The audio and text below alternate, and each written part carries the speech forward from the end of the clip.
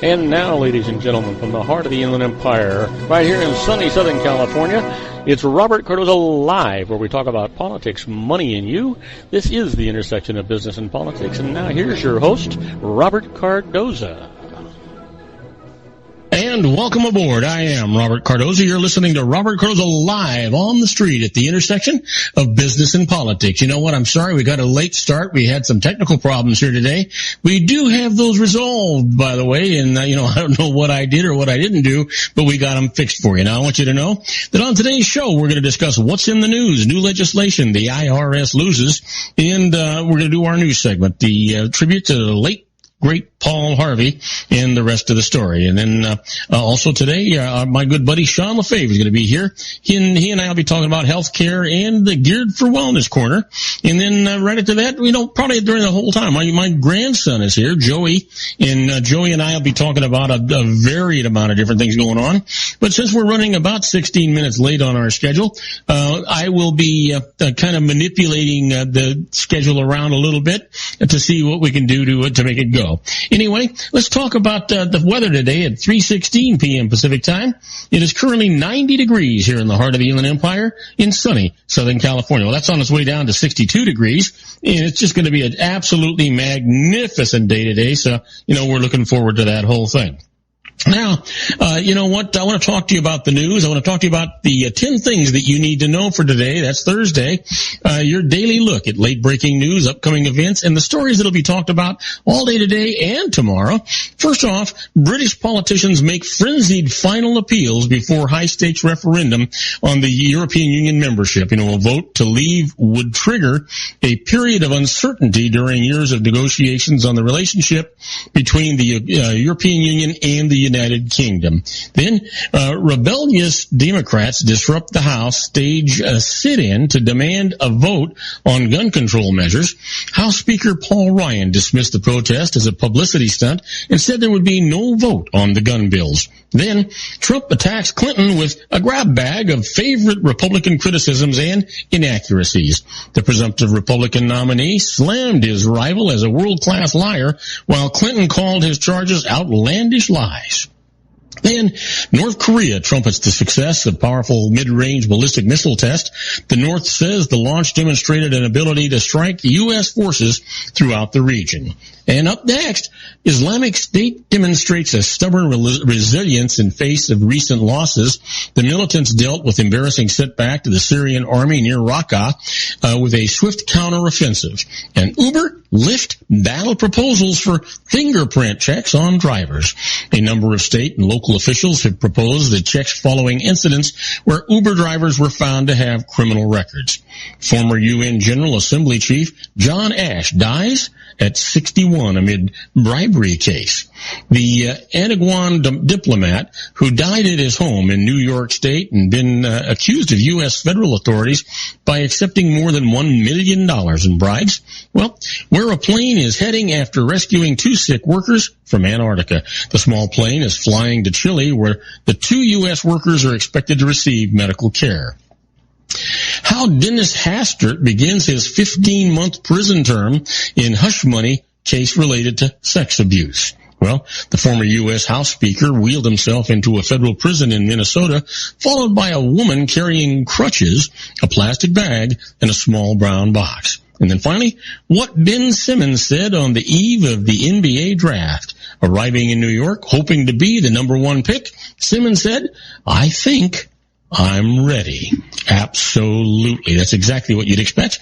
Now, let's talk about some more in-depth news. That's where we really want to be going this time. And you know what? Let's get right to it. First off, a powerful tornado strikes East China, 78 reportedly dead. This came in just 2 hours ago. A tornado and hailstorm struck the outskirts of an eastern Chinese city on Thursday, which is today, killing at least 78 people and destroying buildings, smashing trees and flipping vehicles on their roofs. The tornado hit a densely populated area of farms and factories near the city of Yangqing in Jiangsu province, about 800 kilometers. That's about 500 miles south of Beijing. Nearly 500 people were injured, 200 of them critically. The official Jiangsu news agency reported roads were blocked with trees down, power lines, and other debris. Heavy rain and the possibility of further hailstorms and more tornadoes complicated rescue efforts, the state broadcaster CCTV reported. Well, a lot of things in the news, a lot of things going on. Let's talk about this. This is really important. After the Capitol all-nighter, Democrats push for gun control. Exhausted but exuberant House Democrats vowed to fight on for gun control Thursday as they ended their high-drama House floor sit-in with songs, prayers, and defiant predictions of success. Republicans offered a dose of a political reality, denying House Democrat demands and holding a Senate vote designed to show a bipartisan gun compromise can't actually pass.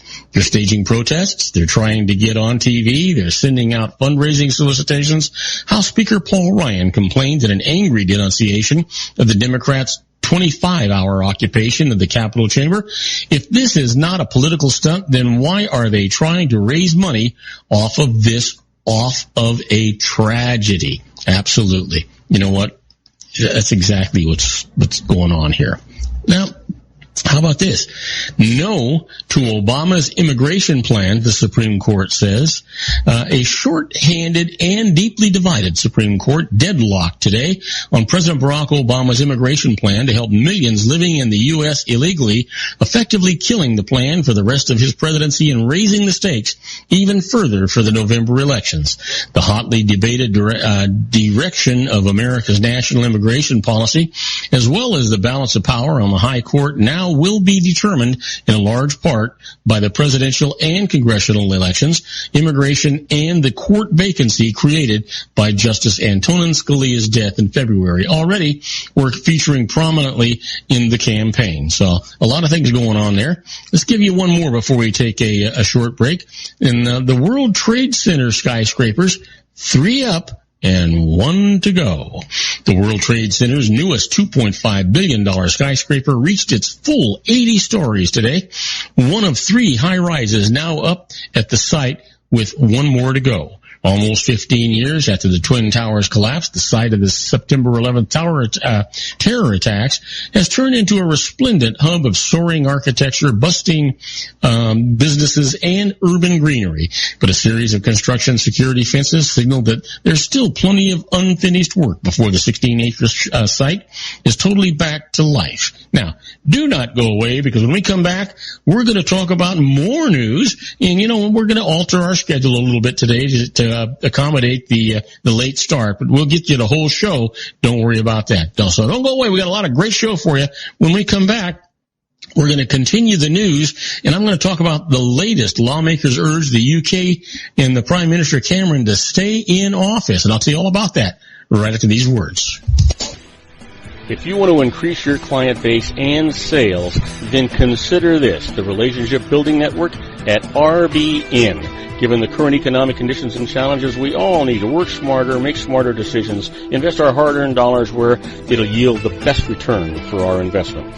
Many business professionals claim that the most effective networking group in Orange County is RBN. No other networking group or organization can offer what RBN offers. Make every year your best year. Join RBN and start reaping the benefits today. Nearly 3,000 businesses have joined RBN and experienced those benefits. Why join RBN? It's one group. It's one membership. It's no renewals. It's all through Orange County. RBN is a freestyle networking group. No mandatory attendance, no restrictions, no rules, and no penalties. Call them at 949-830-5776 or go to their website at rbninfo.com. That's 949-830-5776.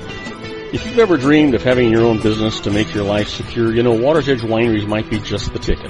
In 2004, their founder, Ken Lineberger, created the first winery franchise in California.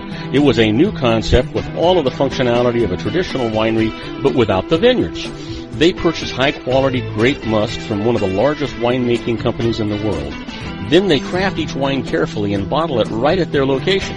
The winery was built to satisfy consumer demand for wine by the bottle and by the glass, but still kept the element of allowing customers to bottle their own custom vintage.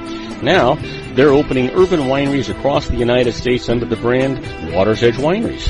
If you've ever dreamed of owning your own winery, it may be in reach right now from Water's Edge Wineries. Just give them a call at 909-468-9463, extension 700. That's Water's Edge Wineries, 909-468-9463.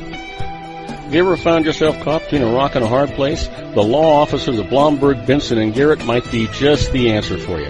The attorneys of Blomberg, Benson & Garrett have been serving the Inland Empire since 1989. They're dedicated to the aggressive litigation of civil, criminal, and real estate matters. Over the years, they have recovered tens of millions of dollars for their clients. The firm's practice specializes in litigation of personal injury, accident, slip and fall, real estate, and criminal law cases. The firm provides clients with the care, accuracy, and dedication of experienced attorneys. Blomberg, Benson & Garrett is located at 10300 4th Street, Suite 150 in Rancho Cucamonga, California. They've been providing the Inland Empire residents with outstanding legal services for over 25 years. They look forward to providing you with aggressive legal representation. Call them at 909-945-5000, where you can talk to a person, not a machine. That's 909-945-5000, the law offices of Blomberg, Benson & Garrett. And now let's get back to our show where we talk about politics, money, and you. I am Robert Cardoza. You're listening to Robert Cardoza live on the street at the intersection of business and politics. And we're talking news. And right now, let's talk about the latest news that we have out there. And that is the lawmakers urge the United Kingdom Prime Minister Cameron to stay in office. The latest on Britain's referendum on whether to leave the European Union. Dozens of conservative lawmakers who called for Britain to leave the European Union have signed a letter saying Prime Minister David Cameron should stay in office whichever side wins the membership referendum. The letter signed by 84 legislators says whatever the British people decide, you have both a mandate and a duty to continue leading the nation implementing our policies. That leaves more than 60 Brexit-supporting Tory lawmakers who did not sign. The referendum on the European Union has deeply split Cameron's Conservative Party.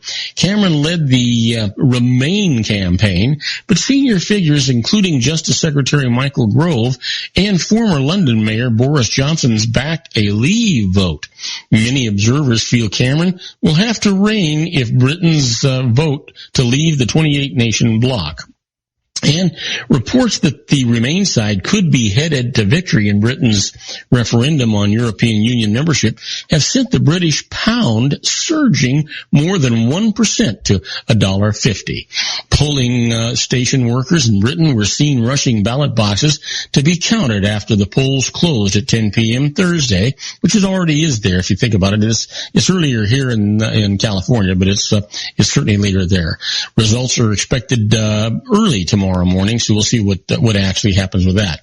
British Electoral Commission Chair Jenny Watson says the first stages of the vote counting process are now underway in Britain's referendum on membership in the European Union. Polling station workers were seen rushing ballot boxes to be counted. Well, we'll see what happens. It's going to be quite the battle when you start thinking about it. There's no question about that. You know, let's talk about Iraqi forces. And Iraqi forces focus on militants in North and West Fallujah. Iraqi commanders are preparing to dislodge Islamic State group fighters from pockets of territory in Fallujah's northern and western neighborhoods, where the militants have dug in after largely fleeing their positions in the city center last week. Boy, I'll tell you, this is just not the world I was born in. I like the one I was born in a whole lot better than this one. There's no question about that. And after the officer acquittal, residents negotiate hope for change.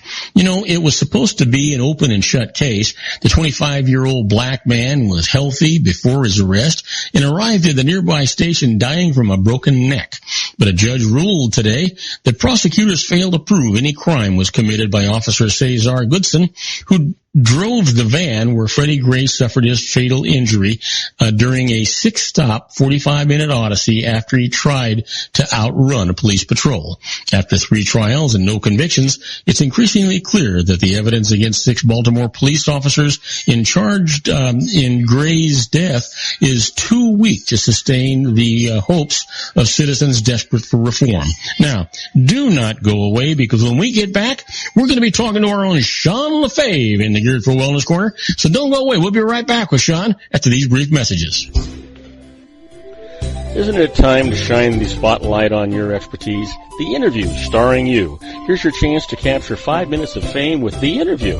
This isn't just any interview. This is your opportunity to showcase your expertise and position yourself as a trusted expert in a one-on-one video interview hosted by Robert Cardoza, host of the nationally syndicated show Robert Cardoza Live, and powered by AHA Studios. What is it? A professionally recorded video for your use. Robert Cardoza interviews you on the set where he records his show. Professional interview showcases your expertise and value, shot in a state-of-the-art studio. And what's in it for you? Gain credibility as an expert, earn the trust of your target market, educate in a way that intrigues your audience, gain a powerful marketing tool that offers dozens of uses: website, video sharing sites, social media, email, DVDs, direct mail, lobby video, resumes, profile building, all that kind of stuff. Association with the nationally syndicated celebrity. That's right. And let's talk about AHA Studios. AHA is a strategic marketing firm that leverages the powerful and visual persuasion to help your business create powerful messages that connect with your target market. AHA ventures way beyond strategy, delivering the marketing collateral you need to start driving a new business through your doors. AHA has a full-service, in-house, state-of-the-art production studio to bring your messages to life using video. Discover how to make The Interview work for you. Call 949-831-2222. That's 949-831-2222. AHA Image Studios Incorporated. Dr. Stephen Tidwell, Dental Family Dentistry in a caring, personalized environment. Here at Dr. Tidwell's office, we are dedicated to helping you keep your teeth healthy. We are a state-of-the-art dental practice that still believes in traditional values, such as excellent customer service and individual attention. We have a special welcoming offer for you for just $39, a complete exam, personal consultation, professional cleaning, and all necessary x-rays. That's a $266 value for $39. Dr. Tidwell has 2 convenient locations and experienced staff to provide you with professional care and personal attention that you deserve. Call today. Don't delay. A great smile another day. Call 909-944-7308. That's 909-944-7308 for Rancho Cucamonga or San Bernardino. Joel Saltzman is Dr. Wireless. He has turned his considerable expertise into consumer credit risk and wireless security into a highly specialized independent web-based consulting enterprise targeting consumer credit risk analysis and wireless transactional security and monitoring. He works as a wireless analyst, veteran independent agent, and consumer liaison for most wireless telecom carriers and equipment manufacturers. For more than 20 years, corporate and private clients and media audiences have counted on his unvarnished advice while weighing the technology, performance, and cost differences between Sprint, Nextel, AT&T, Verizon, and T-Mobile. Joel specializes in setting up mobile wireless hotspots to be used for disaster preparedness, business continuity, and mobile wireless merchant processing solutions. Call Dr. Wireless at 310-400-4900 or go to his webpage at drwireless.com. Again, call 310-400-4900 or his webpage at drwireless.com. You'll be glad you did. And now, back to our show. And now, ladies and gentlemen, coming to you from his personal meditation lounge in Orange County, California, a professional dedicated to conquering many chronic conditions from autism to weight loss and everything in between. The nationally recognized wellness coach, consultant, and lecturer, Sean LaFave, in his Geared for Wellness Corner.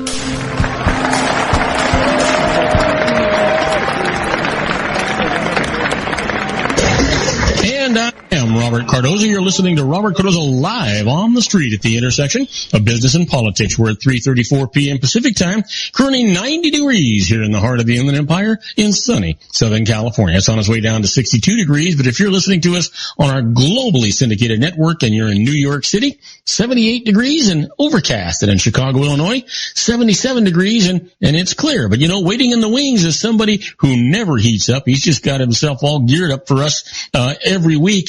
For the last 3 or 4 weeks, he's had one subject he wanted to talk about, and we've never gotten to it. So help me welcome our own Sean LaFave. Hey, Sean, how you doing, buddy? Good, Robert. How are you, sir? What's going on? Well, you know what? We had some technical problems getting started, so we got about a 16-minute late start, but now we've caught up to you and your segment. Well, we'll be running an extra 15 or 16 minutes after the show would normally be done today at 5 o'clock. So it's kind of a test on my math, I guess. So how are you doing? Listen, you got to be getting a little tired. You're driving yourself to absolute exhaustion, and I mean that literally. You're driving all over the country. You're giving seminars. You're getting hot dates. You're having wonderful gourmet meals, and then you're just crashing totally inebriated on a lonely bed in a Holiday Inn somewhere. Yeah, I tell you what, I haven't had to drive other than to the grocery store and maybe a couple of other errands this week. I haven't done a lot of driving, which is good. But I tell you, of course, when we ended the show Tuesday, we touched briefly on what's going on with my mom, and so I've discovered when your parents, or at least your mom anyway, in my case, has heart surgery. She got a heart valve replacement done, and you go to take care of your mom when she gets home from rehab, and we're going to talk a little bit about that too, is what happens is you basically reverse roles from when you were like 3 years old. Yeah. So now I'm doing all of the cooking and washing the dishes and the laundry and I dropped that. Can you pick it up off the floor for me? Those kind of things. And you're happy to do it. Yeah, and I'm happy to do it. I'm glad that I was able to get out here and do it. But it's been definitely tough on her, and I'll tell you, she's asleep right now, and which is a wonderful thing. And she is right now getting the best sleep that I have seen her get, probably the longest nonstop sleep that I've seen her get since I got here. Well, that's absolutely wonderful. From your lips to God's ears, I think, that's going to be a sign of recovery. She needs that. She's got to be exhausted from everything she's gone through. And now that her body, I don't know how many times, Sean, I've heard you say sleep is the body's way of recharging its batteries and re-strengthening itself. So this is a good sign, right? Oh, it's absolutely a wonderful sign. And the funny part, and I say funny, not ha-ha funny, but funny as in just, what a crazy world we live in. Uh-huh. The reason why she's getting so much great sleep right now is she just got this new lift chair. It's made by, I think, the Golden Company, I think is who makes it, Golden lift chairs. Mm-hmm. She got a new lift chair, and so it, of course, it lifts up, and she can kind of squat down, sit onto it, and then it lowers itself back down, and the feet lay up, and the back reclines. So, literally, they call it zero gravity. It reclines almost completely flat, and so, a lot of people use them to sleep in because it's really hard, getting in and out of bed. And the thing with having heart surgery, they say open heart surgery. What it really is it's actually more like your chest cavity's open. And that's what's been ripped open. Well, and but you said there was a valve replacement. That they got to open the heart to do that. Yeah, that's true. They do have to open the heart to do that. But what they do is, they rip the breastplate in half, and then they take your chest and they really pry it open. Mm-hmm. And so all those ribs are being stretched out like a bow, and all the joints in your back along the spine are being moved into a position they weren't really designed to go into, and all the ligaments and tendons and all the muscles and everything are being stretched in a way they weren't meant to be stretched. And so really where she's experiencing the most pain is not in her chest where she got cut open, where the bone is healing and it's wired back together, but it's actually in her back, where all those, all that stress was put on. Oh, sure. Her chest was, her chest was, so she got this new chair, which of course, you know, she's under Medicare, which, you know, we're going to talk about this today. You know, she, you know, you pay into this your whole life, you know, and when time comes around, you know, our government's supposed to take care of us. And, well, that sounds an awful lot like socialism. Yeah.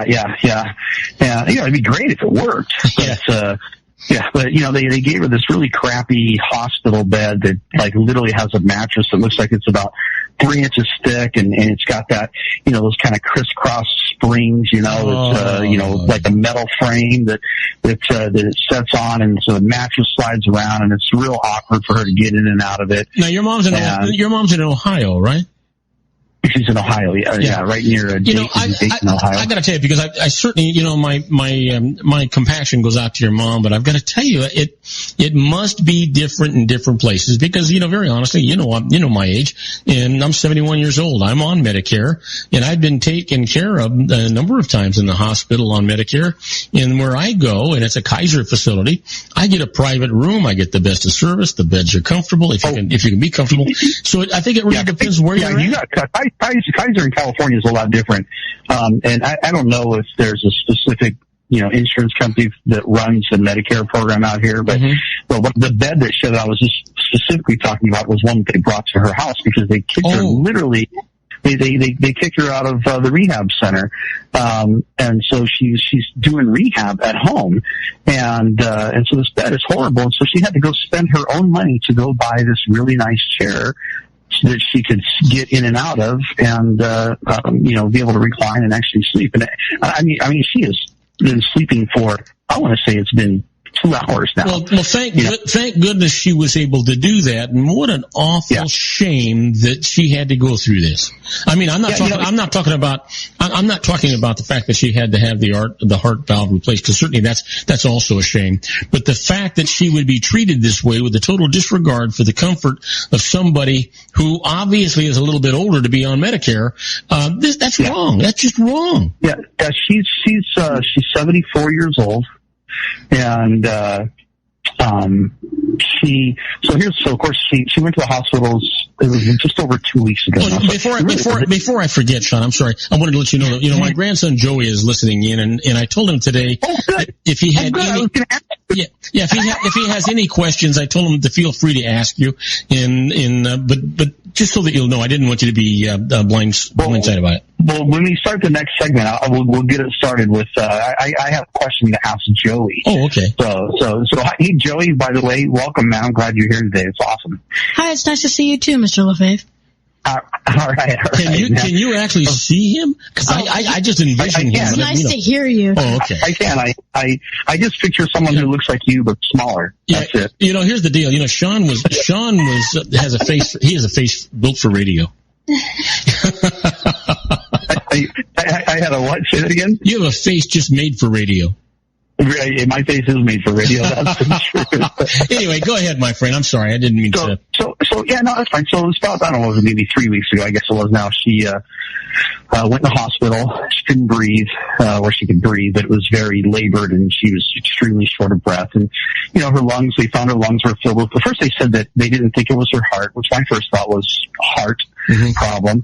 And then they said, well, they didn't think it was her heart. And I said, okay, well, what could it possibly be? And they said her lungs were filled with fluid. And I'm like, okay, that's only 2 things that I can think of offhand. And that's either your heart, because it's dumping water to be able to pump the blood that it needs to pump, or you've got pneumonia. And I don't think she had pneumonia. You know, you just don't get pneumonia like onset that quick. Right. And it turns out, she of course had a bad heart.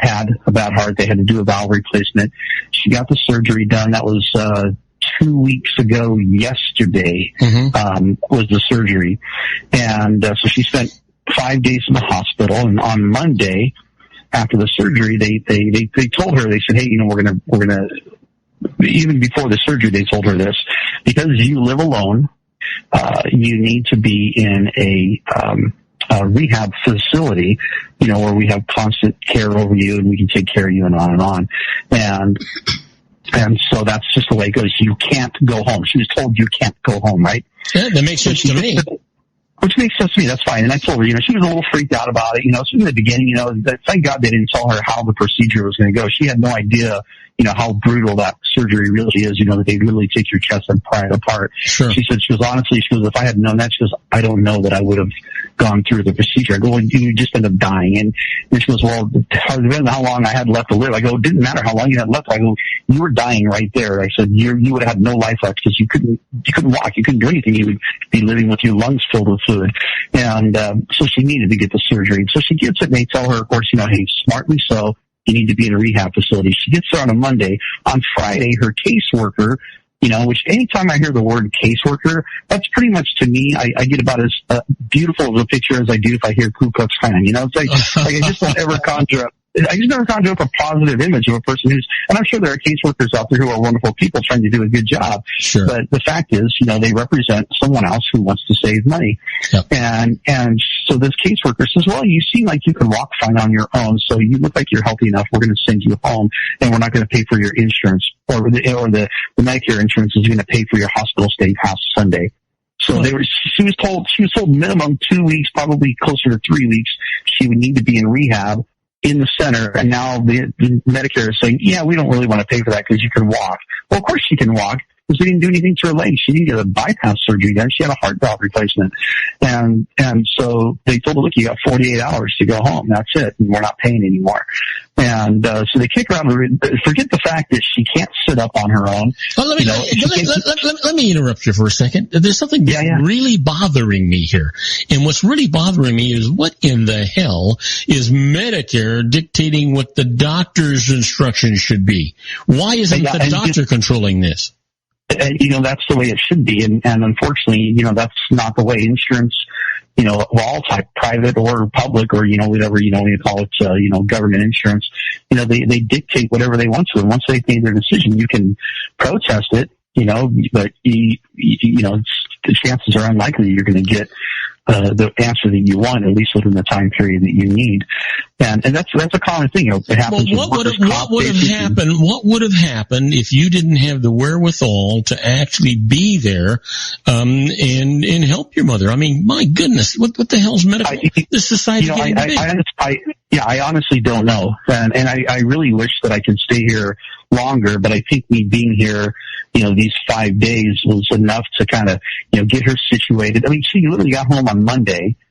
No one came to the house on Monday. No one came to the house on Tuesday. Finally, a nurse came in on Wednesday just to check, see how she was doing, not help with anything, just to ask questions. And then another one came in, the occupational therapist came in today.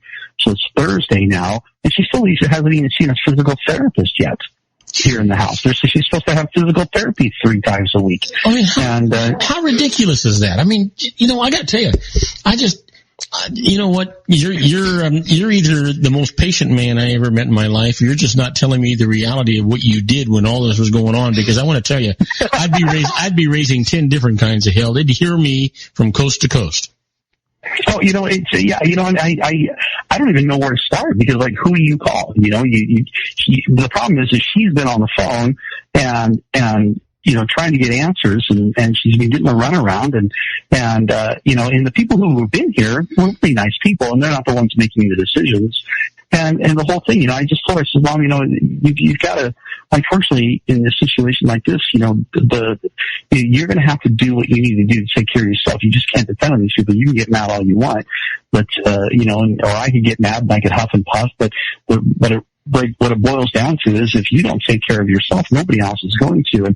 And I feel comfortable with, I've met enough of the people who live, she's in a community here with a 55 and older living facility, all the entryways are in the hallway, and so they all talk to each other, and she knows a lot of the ladies that live here, and there's a couple of guys that live here too, but it's mostly women. And I feel comfortable knowing that when I leave, there will be people here to help her with things like taking out the trash. And she literally is not allowed to even take out the trash. She's not allowed to pick up anything more than 10 pounds. Well, I would hope not, for God's sakes. Yeah, and that's fine. And I literally have spent, ever since I've been here, mainly what I've been doing was cooking and, doing the dishes and going grocery shopping. And I cooked up a bunch of stuff that, we put in Ziploc baggies and, in freezer baggies, and we put them in the freezer. So when she wants to eat, all she has to do is take stuff out, thaw it out, heat it up, and boom, she's got an instant meal. And, I've been making some food for her while I was here. And of course, I've done some laundry for her and a few other things, and, taking out the trash or whatever the case, doing the dishes, straightening up here and there, and kind of going through some boxes of her stuff. But the whole situation just, it's appalling. Yeah. But the problem is I've become so just disgruntled with the medical community in general that this doesn't even shock me. I was honestly surprised that they sent her home when they did. Well, and I was glad that I was able to be here the same day that she was sent home. Sean, I just have to tell you, both of us are incensed about the way the United States government is treating its veterans. Now, the veterans went out and they made major sacrifices, ultimate sacrifices for us, and we should at least take care of them. But in this particular case, and you said it at the very beginning, this is something that she paid for. She paid all her life for this, and the government is ignoring that and dictating what is going to be best for her health in opposition to what her own physician is ordering? Yeah, exactly. The government that she paid into is saying, you know what, we're not going to pay for your care now. It's like she's 74 years old. That's what's the point of having Medicare?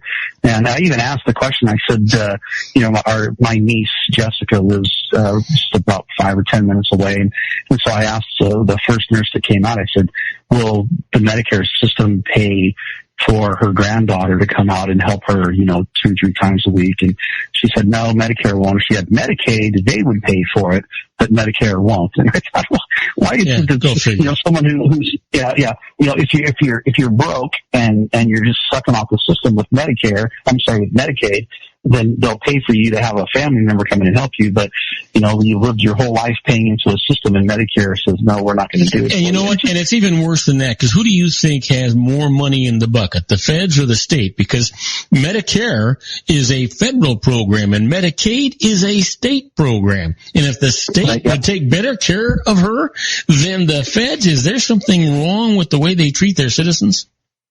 Yeah. Oh, yeah. The state is, and that just boils it down to, the smaller the organization, the better the care you're going to get. Federal government's going to suck. State is probably going to do better. Private industry is going to do even better. She wanted to get somewhere where she could actually sleep. She had to go reach into her own pocketbook and buy herself, a nice chair that's comfortable and she can get in and out of without causing herself more chest pain. Well, I got to tell you, you have really hit my hot button today. If you were here in the studio with me, Joey will tell you there is smoke coming out of my ears. I believe it. I am so incensed that what I'm hearing is driving me crazy. Matter of fact, I can tell you, very similar to this, my own daughter, you know that we talked about the issues that were going on. You know what? Mm-hmm. Before they would do anything, she's got insurance because you know why? Because Obamacare mandates it. Now, she's a successful attorney. She has her own practice. All those things are going on. She has Kaiser Permanente under Obamacare, and she had to pay $3,800 up front prior to her emergency surgery. Or they weren't going to do it. Isn't that crazy? You know what? And I'm drawing an analogy, and I guess it's pretty kind of a poor analogy, but the truth is, the analogy is, our country's is sitting on, our country's got his head stuck in the sand. I gotta watch out what I say. I am so mad, Sean. Jesus. Yep. Yeah. Me too. And it's, the unfortunate part is, who do you lash out? You get lash out at someone on the other end of the phone, but it's, the person who's responsible for all this is never going to pick up the phone. But I'll tell you what, I'll tell you how you get even. And the problem is not enough people do it. Our entire country, the citizenry that has the right and the privilege to vote are not taking it to the ballot box because that's where you can fix it. Just get rid of all these guys. I agree. Yep. Voting is a privilege. It's a right. And it is, a responsibility, and it's something that does, as much as it doesn't feel like it, because all you're doing is you're checking a box, or punching a button or whatever. It gives us that power to vote people in and out. I'm sitting here and I'm looking at my grandson Joe. He's 13 years old, and he is just shaking his head. He can't believe his ears about what you're describing, the way our country is treating its elderly. Yeah, someone who was born and raised, her dad is a retired Air Force. I don't know what his rank was, something sergeant. Yeah. I think he was a staff sergeant or tech sergeant. But it's just crazy to think that this is the way that our system treats people, and you just see it time and time and time again. And you think about what's it going to be like if Bernie Sanders got his way, or if Obamacare became the rule and not the exception. If everybody had Obamacare, then what would be happening? I just can't imagine that it would be better. There's no way. Look, the average. I looked up, I was curious what the numbers were. The average heart valve surgery in the United States costs anywhere between $80,000 to $200,000. Yeah. And so that's just one surgery. I understand, like, you guys want to save a few bucks, but to say, okay, you can't stay in a rehab center for another week. What is that going to cost? Maybe, what, $10 grand? Yeah. When you're talking about 200,000, another 5%? Come on. Yeah, exactly. It's a small percentage, and they're not going to save all. It's not like they don't have to pay. They still got to pay for nurses to come out here. Yeah. They got to have a regular nurse or a registered nurse. I say regular nurse, but I mean not a physical therapist or something like that. But yeah. They've got to send out a registered nurse, and they've got to send out an occupational therapist, and they've got to send out a physical therapist, and they're paying for this crappy bed that she's got in her living room, which she's going to send back. I guarantee you, as soon as she wakes up, she's going to be like, I will never touch that bed again, because I was watching her sleep, and all I could think was, this is the best sleep I've seen her get. Yeah. Since I got here. Well, thank God, because that's what she needs to heal. How the heck did they put her on a bed that even an animal couldn't get a decent night's rest, much less a human being, and that's just ridiculous. Hey, listen, we're going to have to go on a break. You want to give us a teaser for what you're going to talk about when we come back? Well, I want to talk to Joey, and I want to so Joey, I'll let you think about this. What I want to know is, when your grandfather Robert and I, when we were kids, we played outside all the time.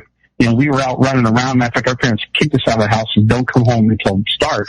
And so that was just part of how we grew up, was running around, playing, being physically active. But your generation doesn't seem to be like that. And I want to talk to you about that and see what your take is on it. Do you want to play outside, or is it just that it's not easy to do because of the way our neighborhoods are set up, or is it just that video games are that much more cool? So I want to talk about that when we get back, because I'm really curious to get a 13-year-old's response on this. Okay, we'll be right back. We're talking to our own Sean Lefebvre in the Geared for Wellness Corner. When we come back, we'll be talking to Sean. Matter of fact, he'll be having a conversation with my genius grandson, Joey. So don't go away. You don't want to miss it. We'll be right back, folks. If you want to increase your client base and sales, then consider this, the Relationship Building Network at RBN. Given the current economic conditions and challenges, we all need to work smarter, make smarter decisions, invest our hard-earned dollars where it'll yield the best return for our investment.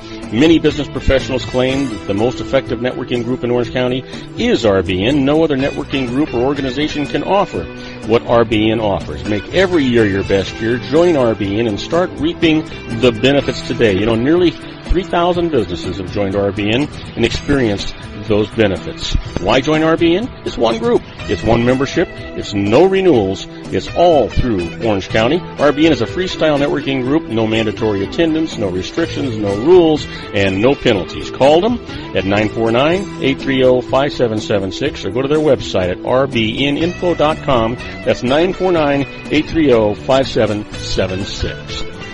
If you've ever dreamed of having your own business to make your life secure, Water's Edge Wineries might be just the ticket. In 2004, their founder, Ken Lineberger, created the first winery franchise in California.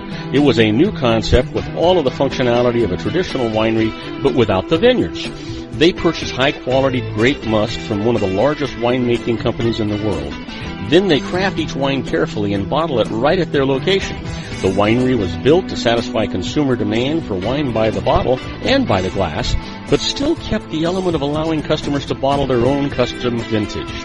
Now, they're opening urban wineries across the United States under the brand Water's Edge Wineries.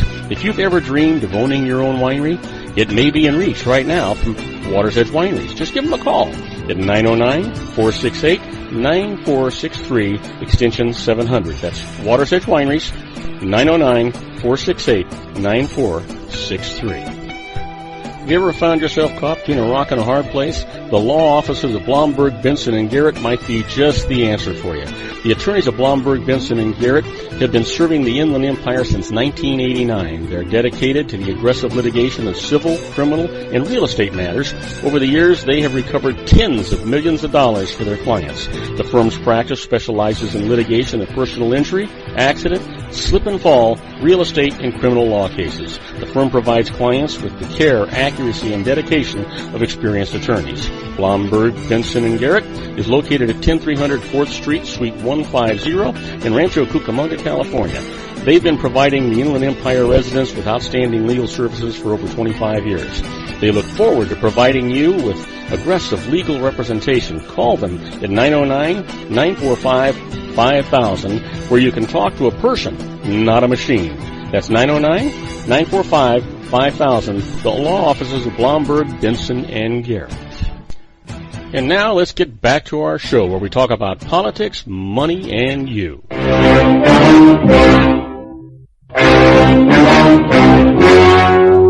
story you are about to see is true.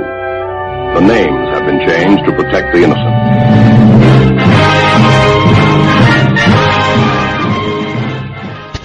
And I am Robert Cardoza. You're listening to Robert Cardoza Live on the street at the intersection of business and politics. We're at 4 p.m. Pacific time. Still 90 degrees here in the heart of the Inland Empire in sunny Southern California. That's on its way down to 62 degrees. And if you're in our, God bless you, I'm sorry you're coughing. Anyway, if you're in one of our syndicated global network places in Paris, France, it's 72 degrees and clear. And in Rome, Italy, 73 degrees and clear.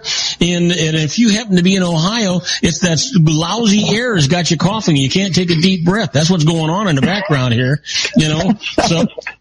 So between Sean coughing and my grandson coughing and me trying to keep my track of where my my place is, you know, we don't have a chance here today. Anyway, hey Sean, you have the microphone.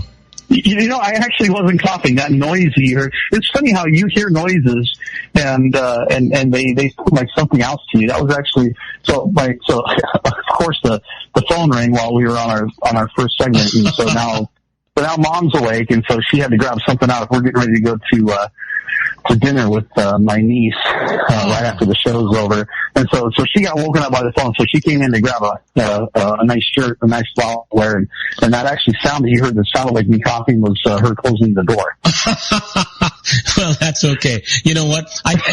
What I really love the idea is that I can tease you while that's going on. That works for me. Anyway, you got the microphone, my friend. All right. So Joey, you there? Yes, I am. All right. So you had a couple minutes to think about it. So tell me, you know, like I said, you know, when I was a kid, when your grandpa was a kid, you know, when we wanted to have fun, we didn't have, you know, there was no iPads, we didn't have cell phones, you know, smartphones, whatever. We didn't have all these electronic things. I mean, there was just nothing like that existed. And so we spent most of our time outside. And I know that our generation, we complain that kids don't spend enough time outside. So if someone was to say that to you, you know, hey, you kids really need to get outside. You need to play more. You need to get off the video games, get off your phones, get off your iPads, and go play. So how would you respond to that? Is it that do you wish there was a way that would be easier to play outside? Is getting outside not as easy because of the way, you know, the neighborhoods are designed, or what is your response? Is it just you don't want to, or how would you answer that? I would say that it's a lot of different, there are a lot of different contributing factors to this problem. The main factor though is it's a different world. There are the 24-hour media coverage, which I guess strikes fear into the hearts of parents when it comes to kidnapping and terror and all that type of stuff. So I think a lot of parents are afraid to let their kids just wander, like, let's say, go to the park. I think that there is a lot of interference on the part of parents between kids and their relationships with other kids. For instance, we have to have play dates. You know, they have to be scheduled a couple of weeks in advance, and you have to meet at someone's house and all that kind of stuff. You can't just ring the doorbell.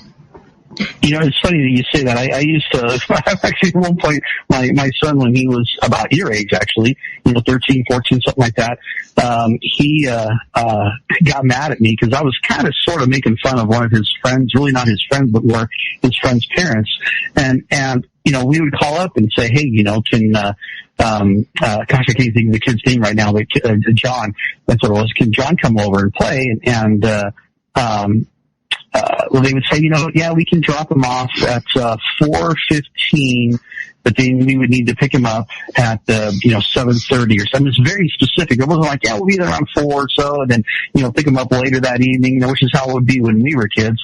And there was no real. But now you're right. Like, everything has to be scheduled, and I found the same thing with my son was finding when his friends could get together with him, scheduling with their parents, and you're right. And I think that when someone of my generation or your grandpa's generation says you kids need to get outside, to me, I don't think it's a straightforward answer. When I was a kid, we would run outside and we knew where our friends were going to be, or we would just go run to their house and knock on the door and they'd be, yep, I got nothing going on. Let's go play. And, so I totally get what you're saying with the whole, everything needs to be scheduled. And I wish that there was a way that we could move away from that, because I think that it makes life a lot less fun. It makes it more rigid, and you have a lot less creativity you use in your playtime because of that.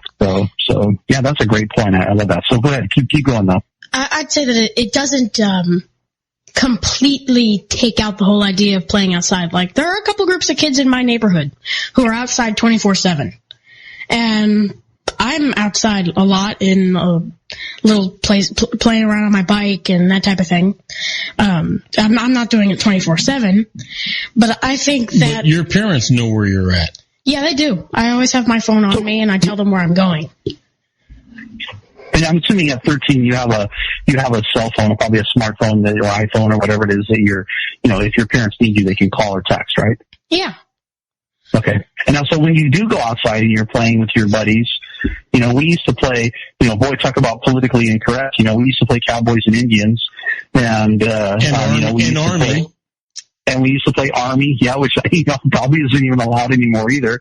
And we would build forts, and we would find all kinds. We would go play, football out in the middle of a dirt field or something like that. Just being goofy. But so, what do you guys do when you're outside playing? What kind of fun do you guys have?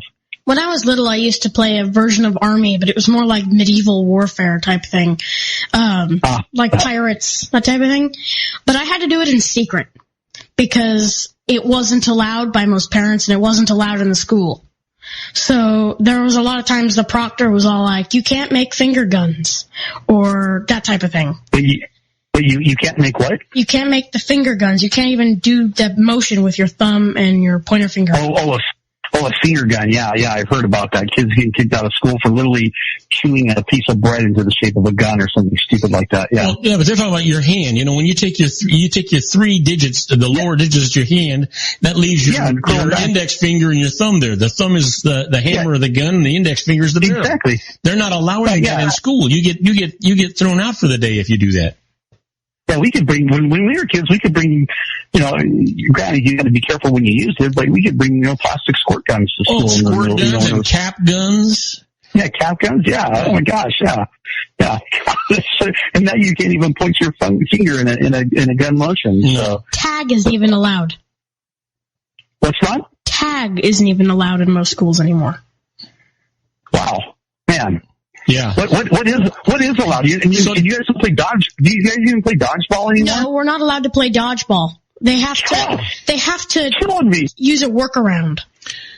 I told you, Sean. I told you, Sean. You and I were raised in a much better world. we were raised in a much better world, and I just don't get it. So what kind of games are you allowed to play at school? I mean, basketball? I don't even know what's left. They have basketball, they have soccer, they have all those types of things. PE, they like to make really creative games, and oftentimes they are fun. But when you're out at home and you're trying to figure out what to play, oftentimes a lot of the kids in my neighborhood love airsoft, which is like BB guns. Oh yeah, sure. So they go and they shoot pellet guns, and they have the mask on and the armor and all that type of stuff, and they wear the vest, and but not pellet guns. You're talking about. Well, you don't play airsoft, and I've played airsoft too before. You don't play it in your neighborhood, do you? You actually have to go like to an airsoft arena, right? Yeah. No, we don't play it in our neighborhood because you'd break something. Yeah. I used to let my son and his friends play airsoft in our backyard when I was living in Wichita, Kansas, and it finally got to the point that the neighbor behind us would come over just furious because he'd have all these little white, those plastic BB balls, whatever they are, all over his backyard, and I mean, he was livid, like the world was coming to an end, and so we had to finally put the kibosh on doing airsoft in the backyard just because of that. But he was not the nicest guy in the world. Well, you know what, Sean? When I was 8 years old, I'd gone through an NRA class, and my uncle lived out in the country. He had 880 acres out in a place called Hidden Valley, just beyond Escondido. And I'd go there and visit with my cousin, who was a couple of years older than me, and he could drive. We had his old Army Jeep, and we'd drive out into the fields, in the mountains, in the back there. Yeah. I'd have a 22 one day, or a shotgun one day. The 22, we'd actually hunt for squirrels and rabbits, and with a shotgun, we'd shoot doves. And I was 8 years old. Nobody thought anything of it. You try that today. My first deer that I ever killed hunting, I was 12 years old. And I literally walked out the front door of our home. We lived out in the country. Walked out the front door of our house, walked down a dirt road until I saw a deer and shot it in the head, dragged it into the bushes, went home, got my dad. I had blood all over my hands, and it was literally like 6:30 in the morning. As soon as the sun came up, boom, I was gone. And, he wasn't excited to get woken up that early, but I think he was excited about the fact that I actually am putting food on the table. But, but that was part of my childhood too, was I would literally go take you talk about a 22 rifle. It's the only gun that it was the first gun that was ever given to me, as my own gun to own. I was in sixth grade, and so I think it was my 12th birthday, and so I got this 22 rifle as a birthday gift, and I still have that gun today. It's the only gun that I've actually consistently, from the time I got it, have kept for years and years like that. I do own a couple other guns, but it's just not the same. I've only owned them for a short while, but yeah, it was, we would go out in the country and you could go shooting, and oh my gosh, could you imagine? People are afraid to even, walk out their front door with their gun to stick it in their car nowadays. Sean, we live in an era today, whether you're a young driver or my age, when you're driving around, not so much in the daytime, but you worry about, car hijacks and stuff like that in the daytime. But at night, you're all by yourself and you stop and some car pulls up next to you. You're at a stoplight, and it's red, and there is nobody else on the road, and you're afraid to look to the right to see who's next to you, because that might be trouble. And you're thinking to yourself, why am I parked here all by myself at a four-way stop, and not a four-way stop, but a signal, and I'm just sitting here. I have to just go through this thing, because you become a little uncomfortable when somebody pulls up next to you. What kind of world is that? Yeah, it's a crazy world, and the chances are very likely that the person next to you is probably thinking the same thing. Sure, yeah. They're probably going, I don't know who this guy is, but I don't want to look at him. But and it's funny. I catch myself from time to time. I'll pull up to an intersection, even where there are other cars. I won't pull right up to the car behind me, because just in case something weird happens, I want to make sure that I can turn my wheel and drive away and escape, that I don't get stuck between two cars or something. Absolutely. So I've learned to use those little tactics. So, well, I had a good friend of mine who was a police officer, and what he told me is when you're pulling up to the car in front of you, you always want to be able to see the bottom of the back tires. If you can see the bottom of the back tires, then you can get out of there. Yep, exactly. That's exactly what I do. I never really put it in those terms, but that's exactly what I do. I make sure I can see the entire car. Yeah, it's crazy to think that we live in a world that we, have to make those conscious efforts to possibly have an escape route in case something weird happens. But weird things happen. You were talking about, you and I were talking about what our lives as young people were and compared to what they are today. And one of the things that was rampant at both of Joey's schools, and I forget, I remember when we had grammar school and we had high school. Now they have, they have grade school, preschool, grade school, middle school, high school. I have no damned idea what it is. But one of the biggest problems in schools today, bullies. Isn't that true, Joe? Or a lack of respect for fellow students? I think it's more of a lack of respect because there are less classic schoolyard bullies anymore. There are a lot of kids who think that they're manipulative and they act that way. And some of them are, but some of them just think that they're, in a movie. Boy, in a movie, Sean. And are you allowed to have peanut butter in your school? Yeah, as long, but there's rules about sharing food at lunch, so there's no more like, I'll trade you this for that. Kids still do it, but the kids ask, do you have any allergies before doing that? So you can bring peanut butter, but you just can't give it to your friends. Yeah. At my old school, there used to be a table for kids with allergies. It was a separate table. Oh, wow. That's going to be but nowadays it seems like that's going to be a pretty big table. Like they're going to need more than just one. Yeah. That's unbelievable. Now, do you guys get, okay, so what are you going to be in? Are you going into 8th or 9th grade this year? As of August, I'll be in the 8th grade. So you're going to be starting 8th grade in the fall. Yes. Okay. So you're still in, I guess you call it middle school, right? Yeah. Okay. So do you guys get, like when I was in, it was called junior high, but it's, middle school, but we had like an hour for lunch. And I think even one time during the day we had a recess that was a little bit longer in between classes.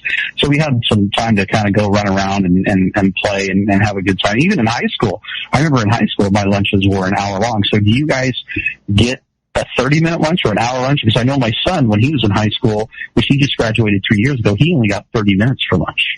I get around 40 minutes. 40 minutes for lunch. Yeah. Okay. It still feels a little rushed. At lunchtimes, I find myself not even going outside. I sit and I talk to my friends at lunch because I can't do it any other time. But I get my hour of exercise at PE. Now, do you guys have PE class, physical education class? Do you have that as well? Yeah, but it's mostly playing games. What kind of games? Sometimes there are weird games that kids have made up or the teachers have made up.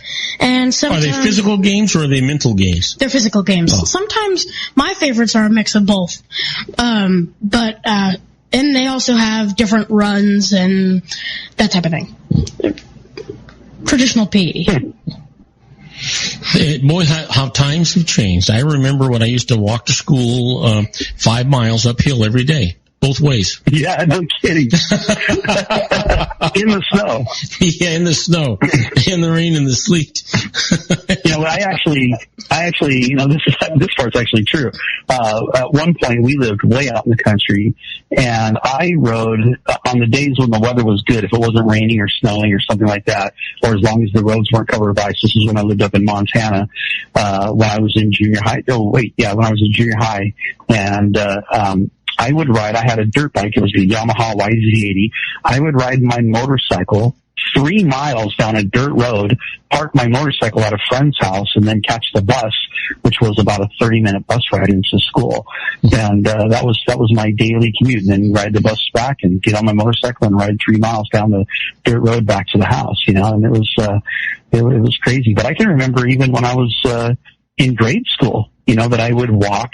We had a bus, but sometimes you didn't feel like taking the bus, and so I would walk, and it was I'd be close to 3 miles to school, and sometimes if I wanted to talk to my friends after school, they only lived a mile away, so they couldn't ride the bus. I would walk with them, and then hang out at their house for a little bit, and then walk the rest of the way home. And we're talking, like 11 years old.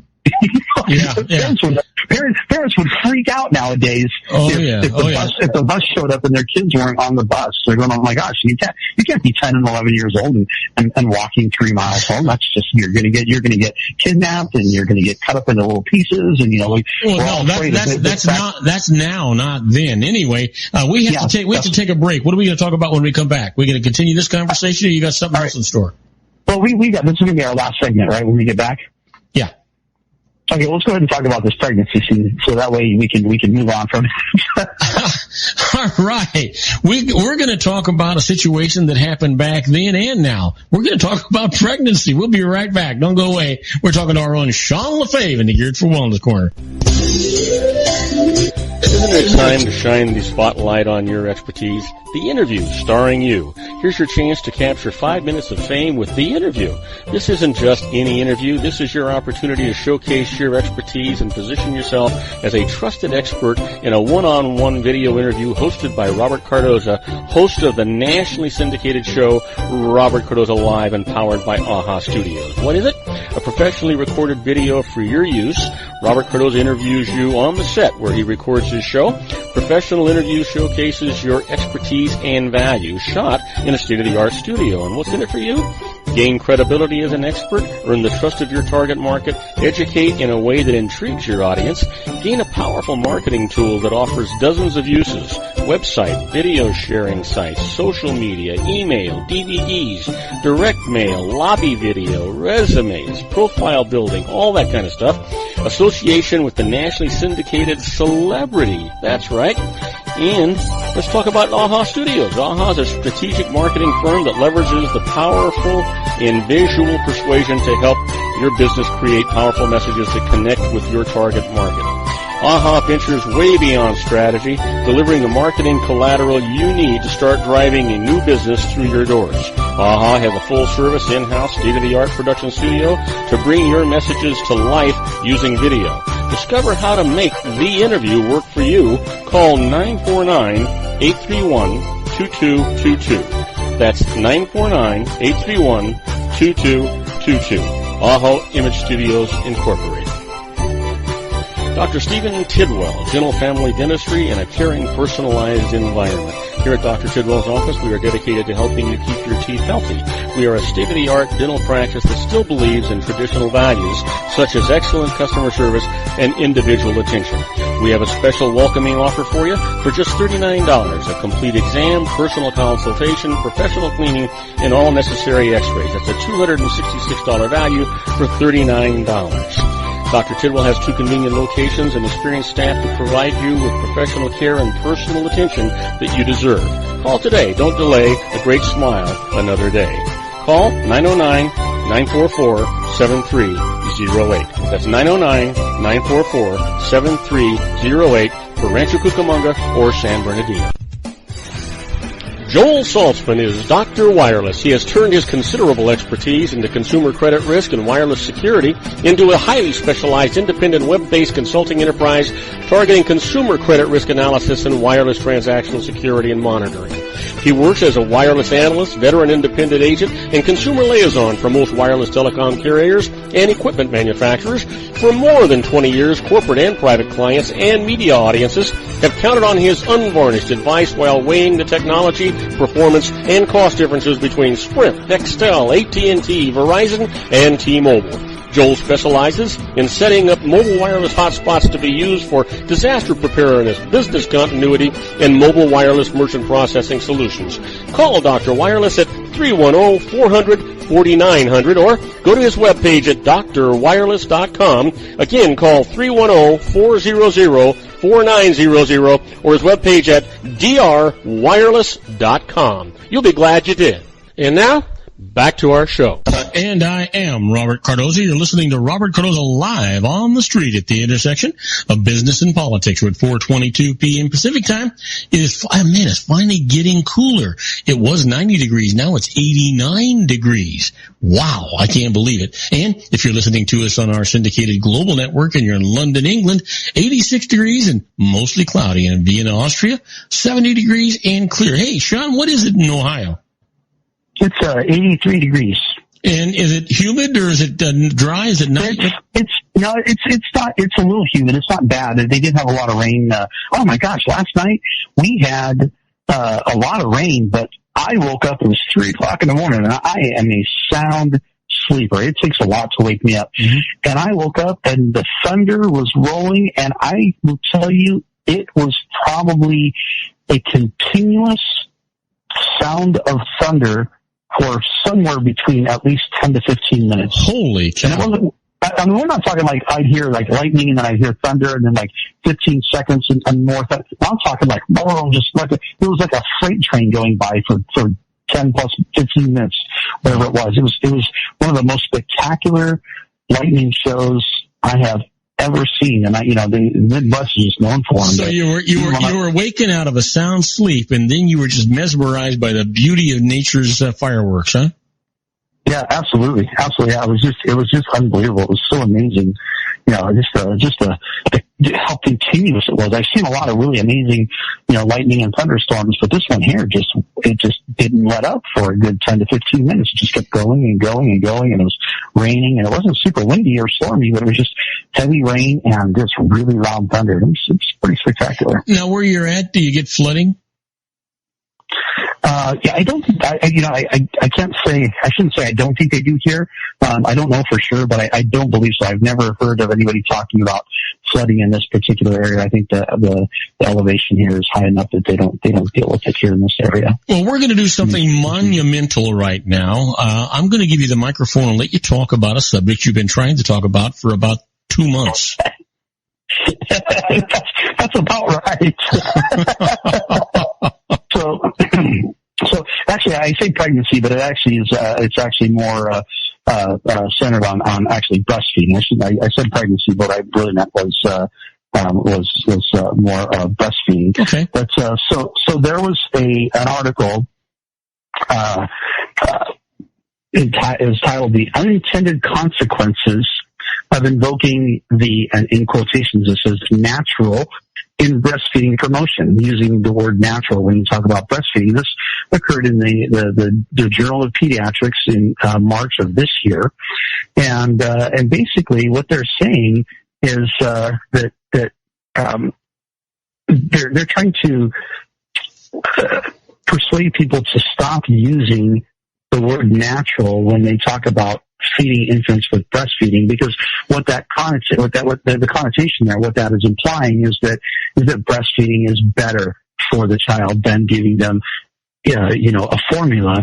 And so they're saying maybe we shouldn't call it natural, because now we're saying that it's better, and we don't want people to believe that the breastfeeding is actually better for your child than giving them formula. And I'm thinking politically correct is going way too far. Yeah, it has gone way too far. We are literally to the point now where we are saying, look, you know what? The things that really truly are natural in this world, like breastfeeding, well, we don't want to refer to them as natural. We want to lump them up in the same thing as those things that are not natural, because it really is not natural to take, a soy-based product with sugar and all kinds of other, synthetic vitamins and stick it in a bottle and feed it to a baby. That's not natural. It may be necessary in some cases, but really it's not the natural approach. And so these are literally physicians that are wanting to get rid of the word natural when you talk about breastfeeding. And it just blew my mind. And of course, I started doing some more reading about it, and I found all kinds of crazy stuff that the FDA, no, sorry, not the FDA, the CDC. Of course, we all know how much we can, trust our government and the CDC. But what their recommendation is, in regards to vaccinations, is they're saying that you should delay breastfeeding at the time that a child is getting vaccinations, because breastfeeding a child does so much good for improving the strength of their immune system that it actually reduces the efficacy of the vaccine. And so they're saying, why don't we put the child in a wait a minute. Move back again. Would you say that just one more time, because I can't possibly have heard you right. Yeah, you heard me right.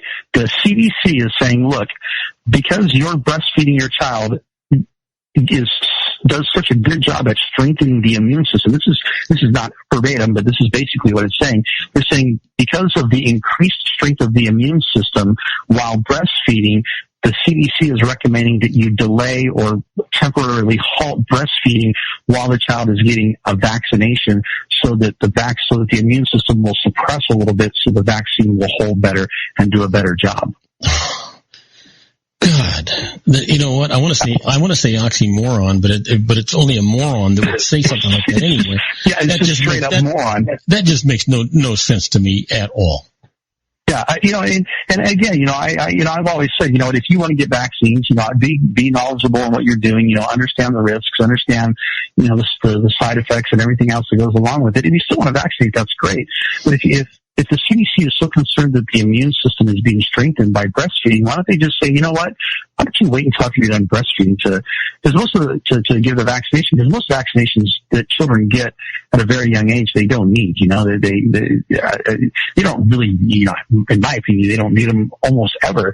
Like even measles. Everyone freaks out about measles. Back in the day, you would take your kids and you'd make them go play with the kids who have measles so that we could just get it done and over with. Nobody, in fact, I just read an article about one kid who was unvaccinated who got measles, and the rest of us who don't vaccinate are going, yeah, that's kind of what we expect to happen, is that he might possibly get measles, and oh no, it just strengthened his immune system. Now it's better. He has a natural immunity to it. And as long as the kid's, not immune compromised, it's going to go through just fine. Everything's going to be wonderful.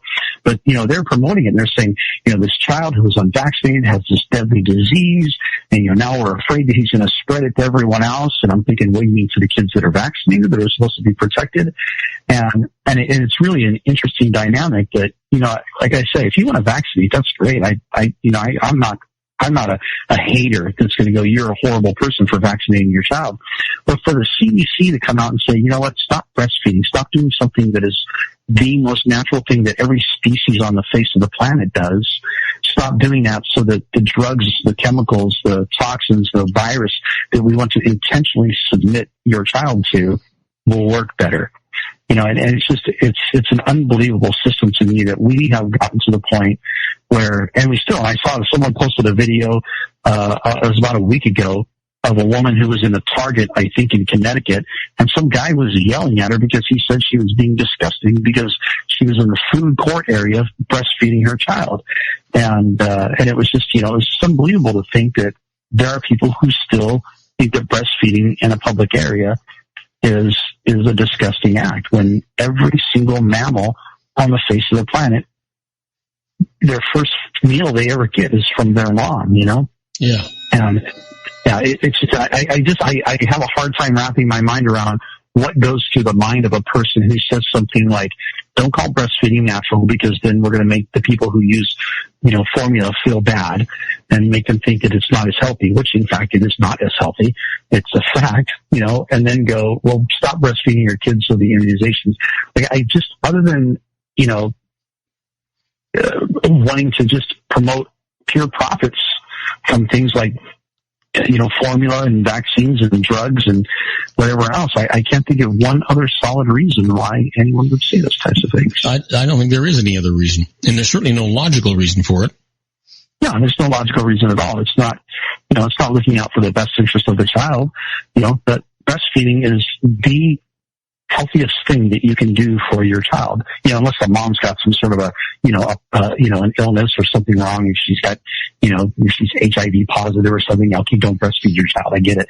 And I'm sure there are other types of, health concerns that of a woman has. Yeah, you can't breastfeed, and I get that. But for the average healthy person, breastfeeding is the best thing. I mean, my son was breastfed for a year and a half, and he literally never got an ear infection. He's never had one single ear infection his entire life. He's, other than when we lived in Kansas, which was, surrounded by farmland that was sprayed with glyphosate, and he got asthma from it. He's never had a single health condition ever, of anything, and I personally attribute a lot of that to the fact that he was breastfed for as long as he was, because it is I've tried to research this a little bit more, and I haven't found any really good scholarly articles. I've seen a little bit here, a little bit there, and I don't know if it just hasn't been studied enough, but what they've actually found is that there are receptors in the mammary glands of a woman's breasts around the nipple that actually bind to, or actually bring in the saliva of the child, and those mammary glands have receptors in them that can tell if the child is getting a bacterial infection or a viral infection, or has some sort of a cold coming on, or some sort of something going on with the child that the child needs extra protection, and it will actually chemically alter the makeup of the mom's breast milk. That's amazing. And they've been able to pump it. Yeah, it's incredibly amazing. The human body is, every time I read stuff about the human body, I just go, wow, I don't think we'll ever fully understand how amazing the human body is. But yeah, the mom's breast milk is actually able to tweak itself to give the baby exactly what it needs. It is a healthy form of genetically engineered food for the baby. It's genetically engineered the way Mother Nature intended it to be genetically engineered and altered for the baby. You mean it's the natural way? Yeah, it's a natural engineering. Yeah, exactly. It is naturally genetically engineered. And stuff like that, I just read that and I go, wow.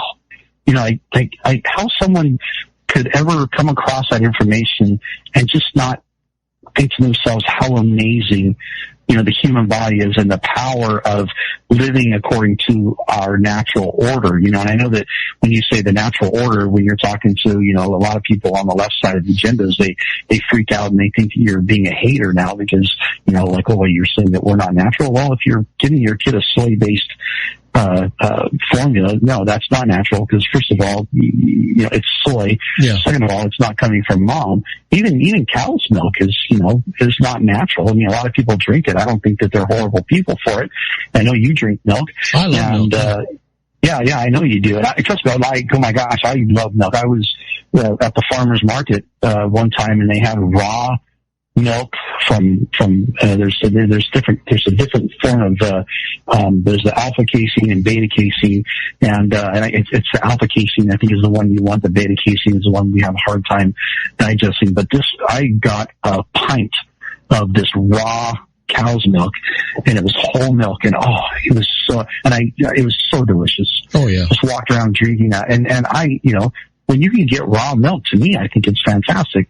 Is it natural? No, it's not natural. Well, of course I eat cheese, Yeah. I do a lot of things that come from cow's milk, or I love goat's milk, and, I love, like Manchego cheese, which is made from lamb's, or from sheep's milk, I mean. Mm-hmm. And, and of course that is really, by definition, not natural, because humans are the only species on the face of the planet that drink milk from another species and also drink milk past the infancy stage. All other mammals, once they reach a certain age, they stop drinking milk forever, especially not from their own species, unless it's something weird, like, we have a dog that's raising, someone puts cats in with it, but in the natural world, that just doesn't happen.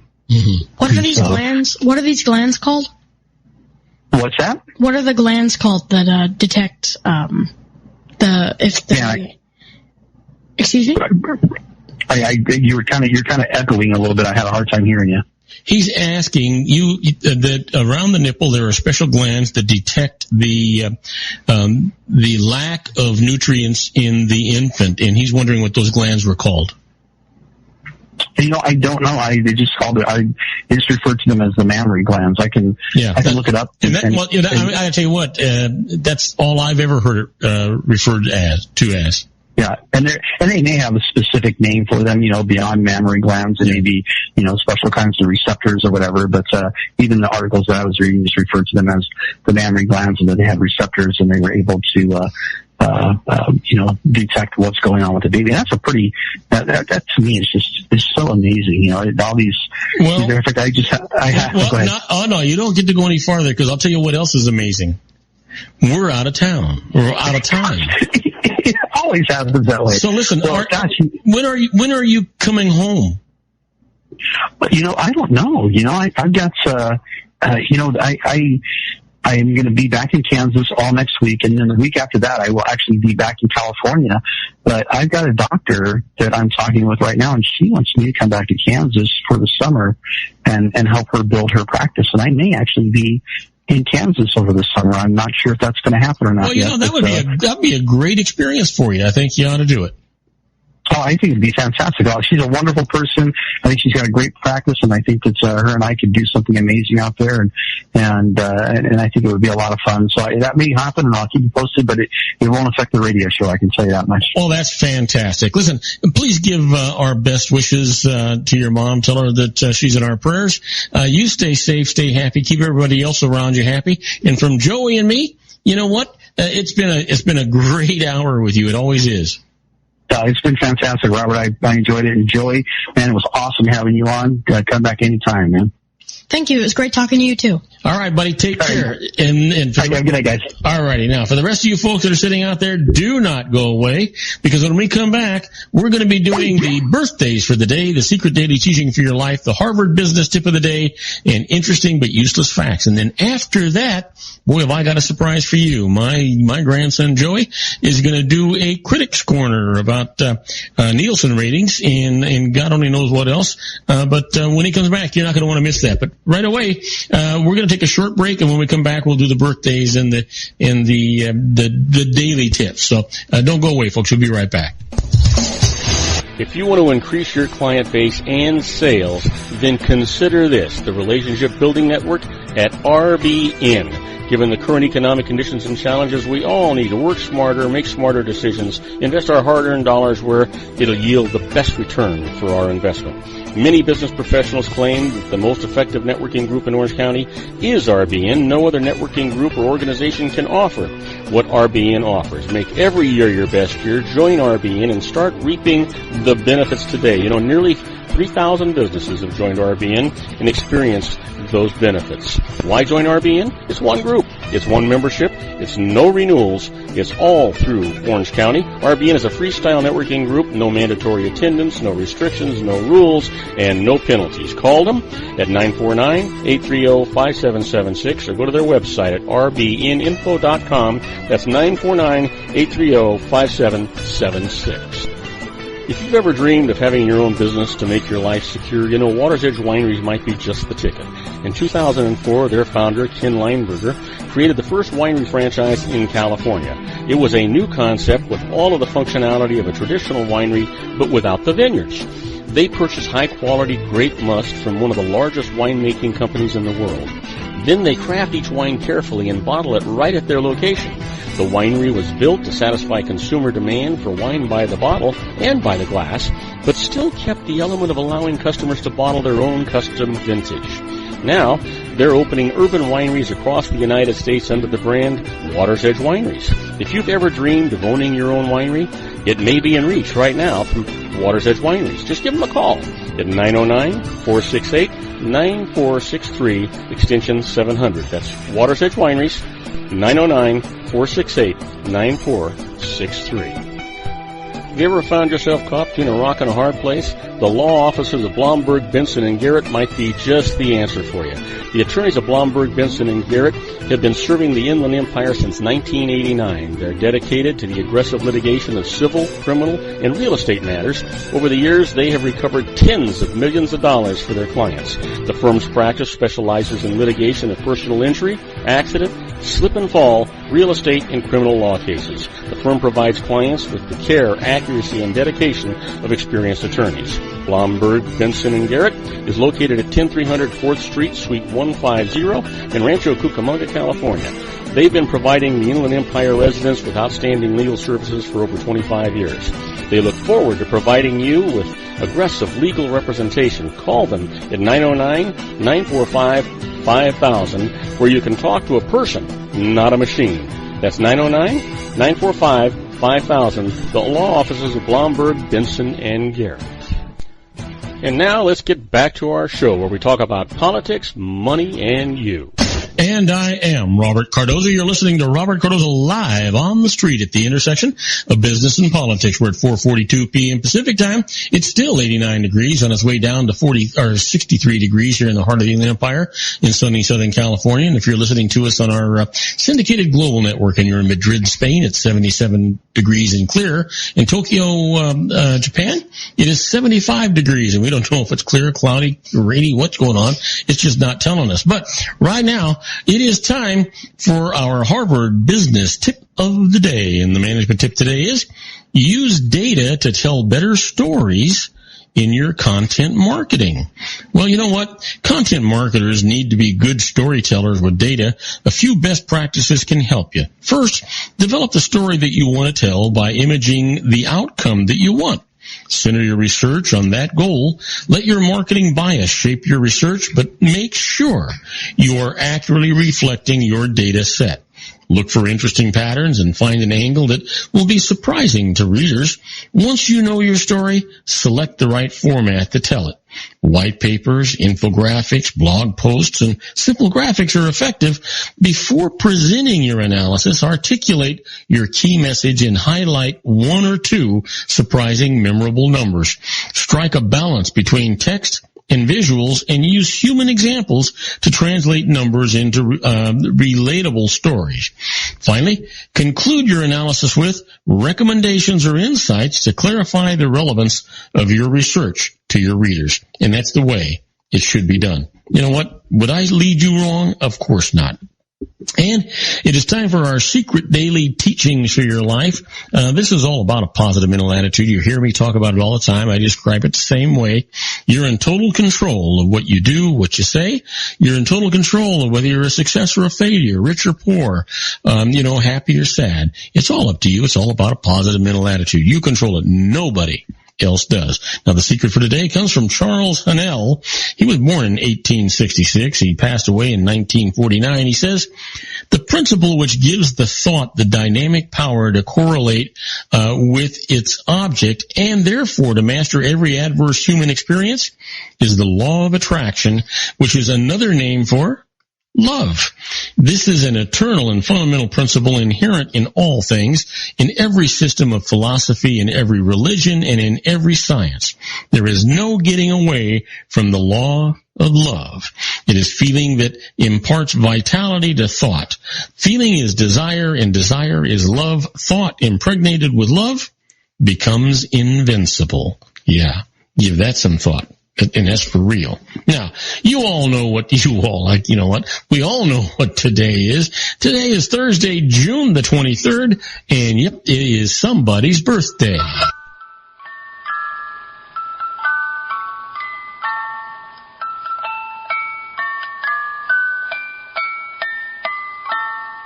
And you know what? We've got some great birthdays for you today. First off, a person born in 1940, passed away in 1994, an African-American athlete who became the first American woman to win 3 gold medals in track and field during a single Olympic Games, despite running on a sprained ankle at the time.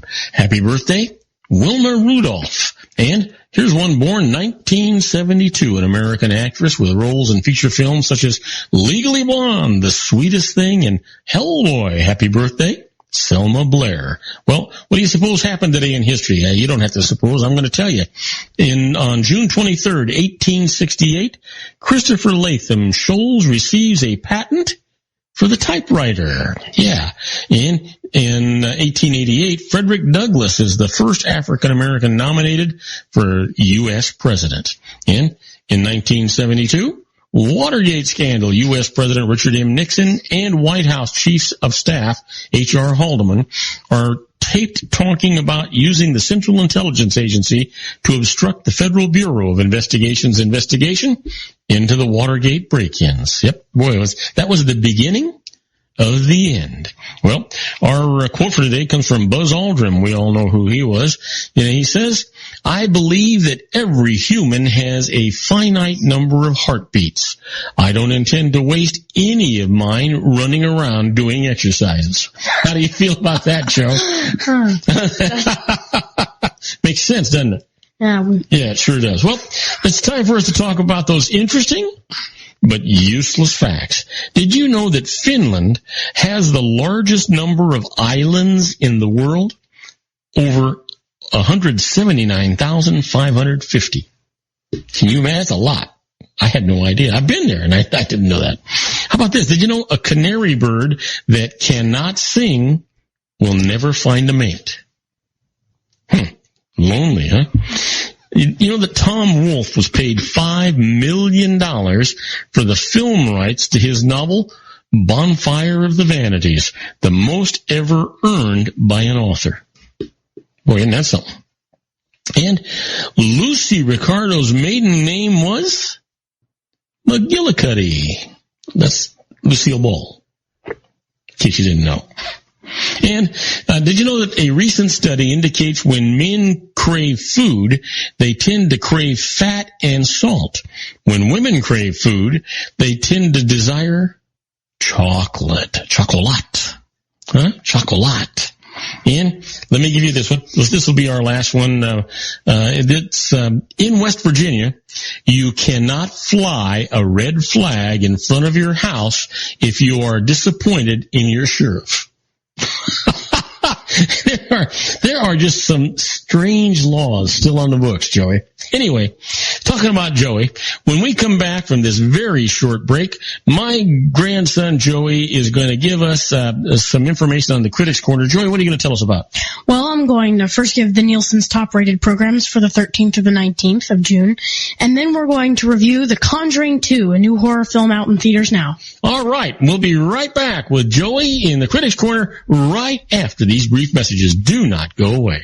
If you want to increase your client base and sales, then consider this, the Relationship Building Network at RBN. Given the current economic conditions and challenges, we all need to work smarter, make smarter decisions, invest our hard-earned dollars where it'll yield the best return for our investment.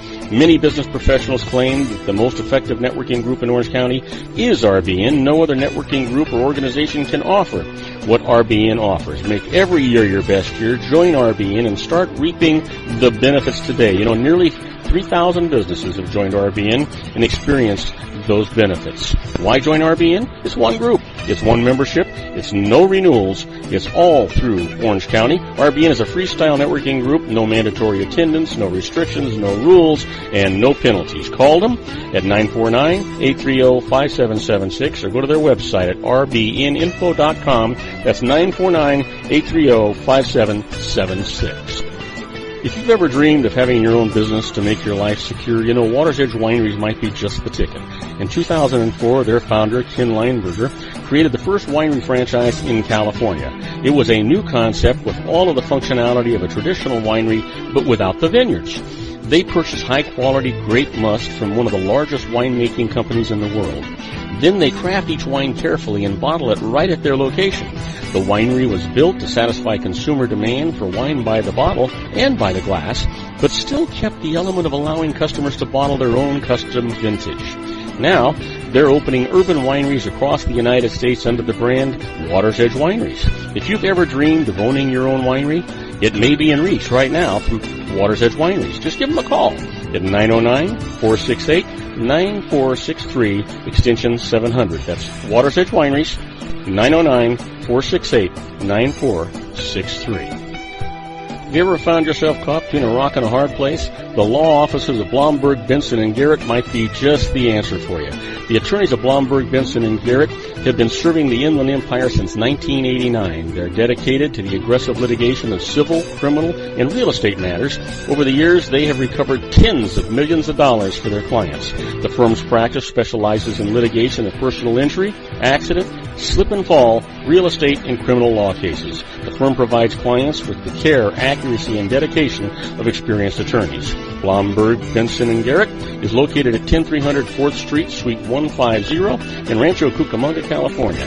They've been providing the Inland Empire residents with outstanding legal services for over 25 years. They look forward to providing you with aggressive legal representation. Call them at 909-945-5000, where you can talk to a person, not a machine. That's 909-945-5000, the law offices of Blomberg, Benson, and Garrett. And now let's get back to our show where we talk about politics, money, and you.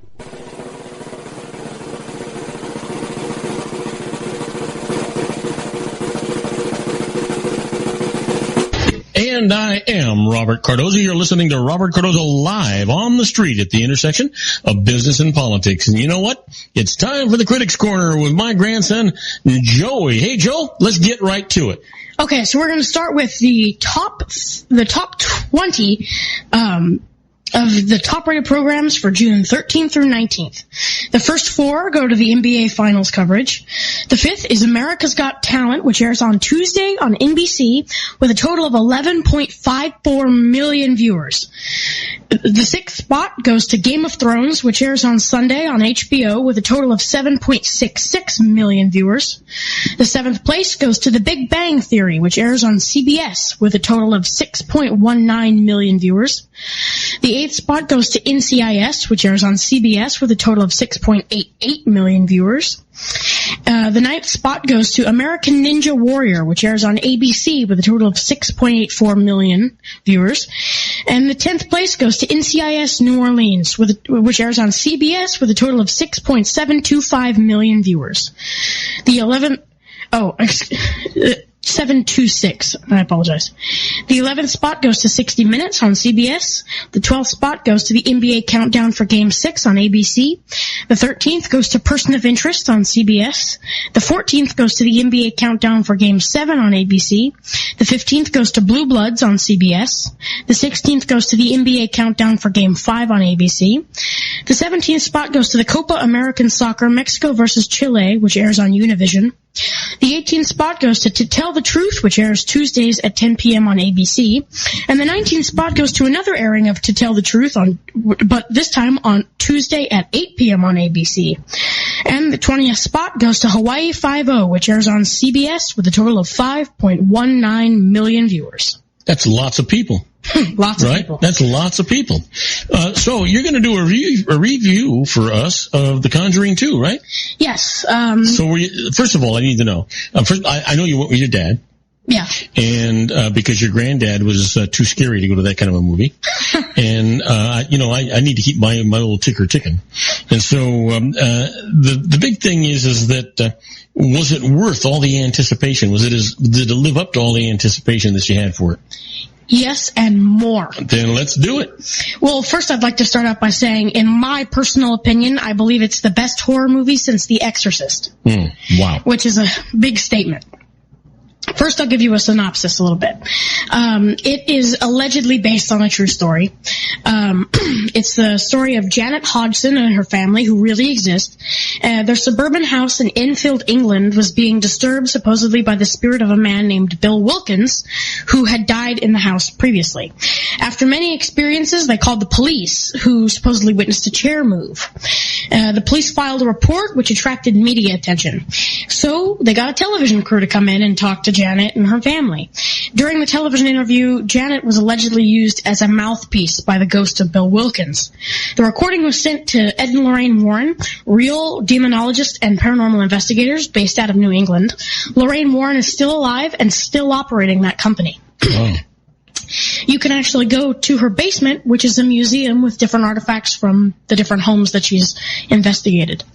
They spent nights in the house and documented one of the most terrifying and most documented cases in paranormal history. And at the end of the movie, when the credits are rolling, they play real audio from that television interview where you can hear the distorted voice that the girl... Oh, really? Yeah, and it was really frightening. They kept the lights off in the theater. Everybody was just sitting there. So was it totally dark when they played this? It was totally dark, and they were flashing real pictures of the family and the different stuff that was going on as you were listening to this girl. And on the bottom it said real audio footage. Wow. So, ratings, I'm going to do four different number sections. Cinematography, story, acting, and the overall. And the ratings are 1 to 5 or 1 to 10? What? 1 to 10. 10 being best or worst? 10 being best, 1 being worst. Okay. Cinematography, I'll give it a 10 out of 10. It felt clean. It had a lot of different tactics that really made weren't jump scary, but scared you. Like, you knew that it was going to happen, but it still happened. There's a great scene in their basement, which, because of a laundry incident, is flooded with water. And that was one of the great scenes in the movie. And it was even more interesting how they actually did it. And that's a perfect example of director James Wan's cinematography and how they worked it all out. And you told me that a lot of the scariness of this movie wasn't what they actually showed you, it's what you thought was happening, right? It was very much a psychological movie, even though the ghosts are not invisible creatures in this thing. I mean, the door will open by itself, classic horror cliches, but the ghost of Bill Wilkins is shown, face, clothes, everything in this movie. There's also another ghost that's introduced in the first scene, which actually takes place in the Amityville house. Oh, right. And that ghost is introduced in the first scene, and that's a reoccurring theme. There was also no violence, nothing. It was actually only rated R because of the scare factor. It was a horror movie, and they determined it too scary for children. Yeah. Acting, 10 out of 10. It was convincing. I felt like these were real characters. There's a great... I'd say that it's really a love story. Really? Yeah. There was the love story between paranormal investigators Ed and Lorraine Warren.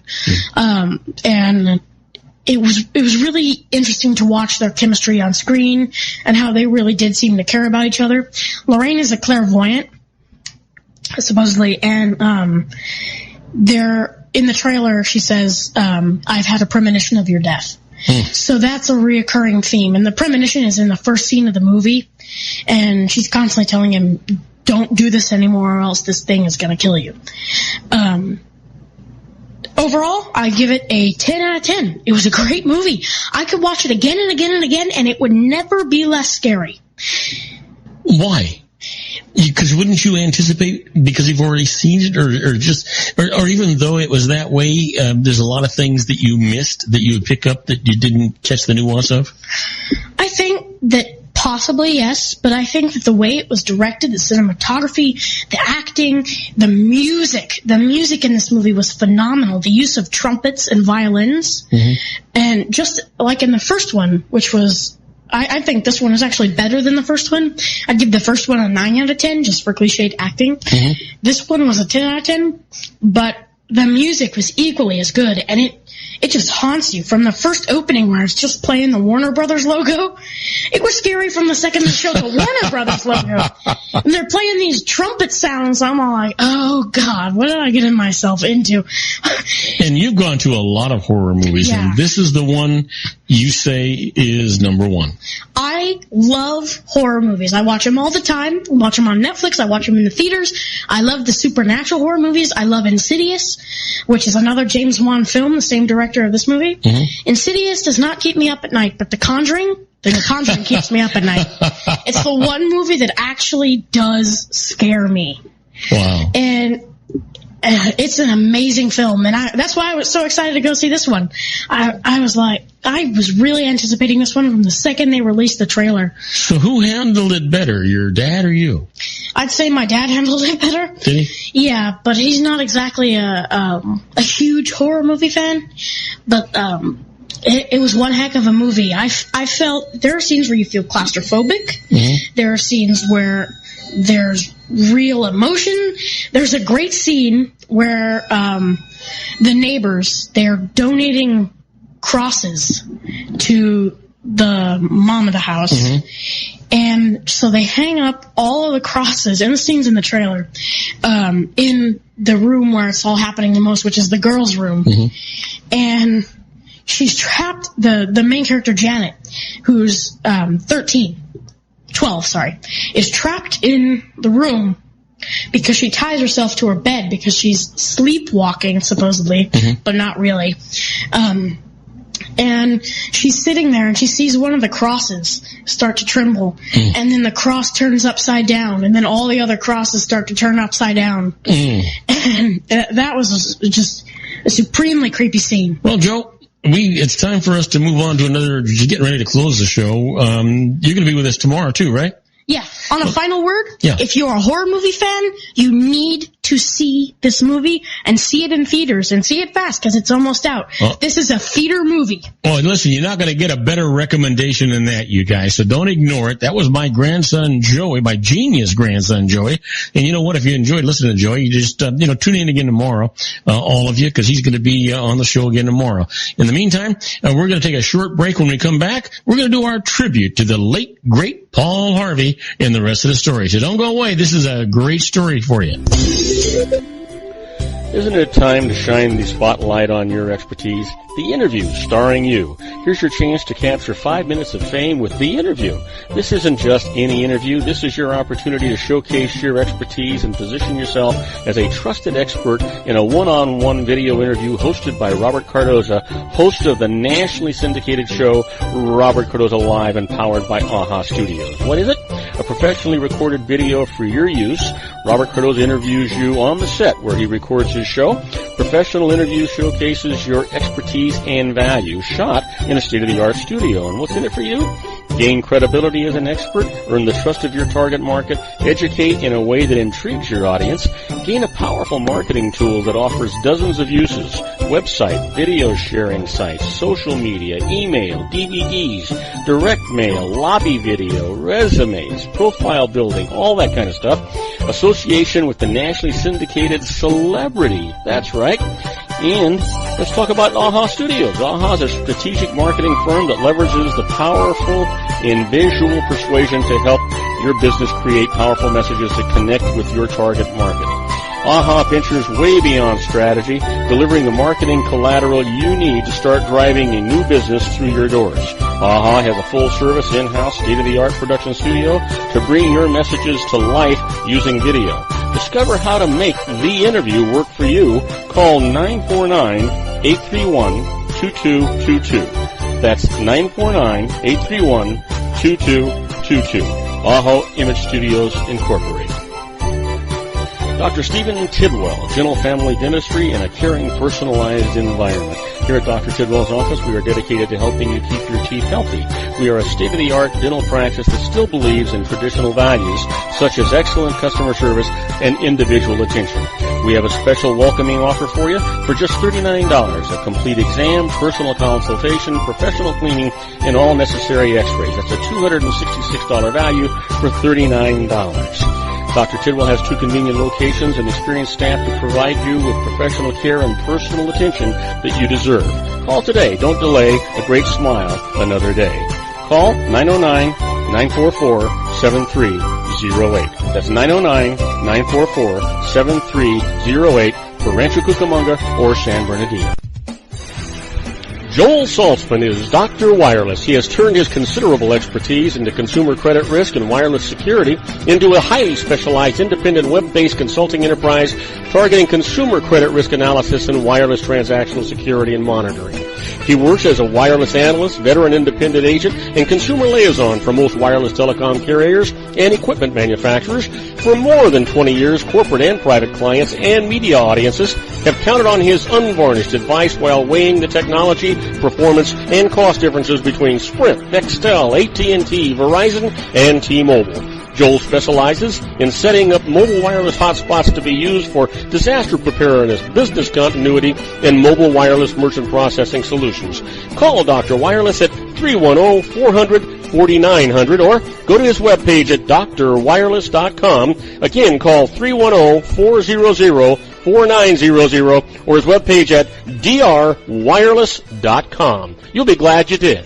And now, back to our show.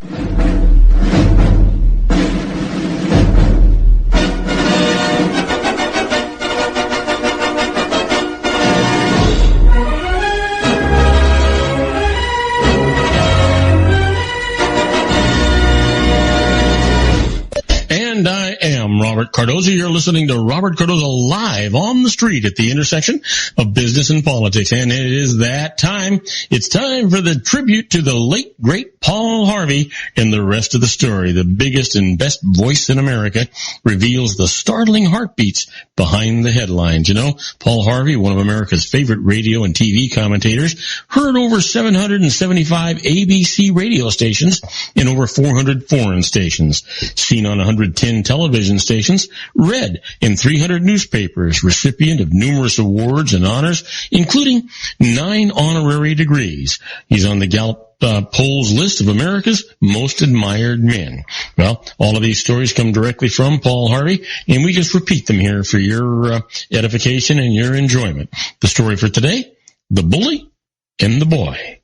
Now, we start in Bavaria, 1934. It was the wrong time and the wrong place to be a Jew. And Heinz was a Jew. The little Bavarian village of Fürth was already overrun with Hitler's young thugs. To be a Jew of any age was to be a target. And Heinz was only 11. It was the first minute of a black hour in European history. Some fled before the clock ran out. For many, time stood forever still. But Heinz was one of the lucky ones, and he would take with him from that place a creeping horror, an indelible lesson with which one day he would make the whole world less dark. Tradition, the song goes, Heinz's father was a school teacher, as had been his father before him. Tradition. The precepts of Judaism were carefully handed down from one generation to the next, and Heinz learned them well. The observance of the Sabbath, of Rosh Hashanah, of Yom Kippur. But for Heinz's parents, those ancient traditions had gained a new importance. They were a means of teaching their children self-control at a time when sudden impulse could be dangerous. In the beginning, it was difficult. Heinz started out in a cozy, close-knit little world. He vastly preferred soccer to school. A happy, often mischievous child, there were always tricks to play, pigtails to pull. He was an undistinguished student, expounding at great length and with great flourish only when he knew the answers. But Heinz didn't always know the answers. Then that black hour descended, as it always does, 1 second at a time. Heinz's father was dismissed from his teaching post.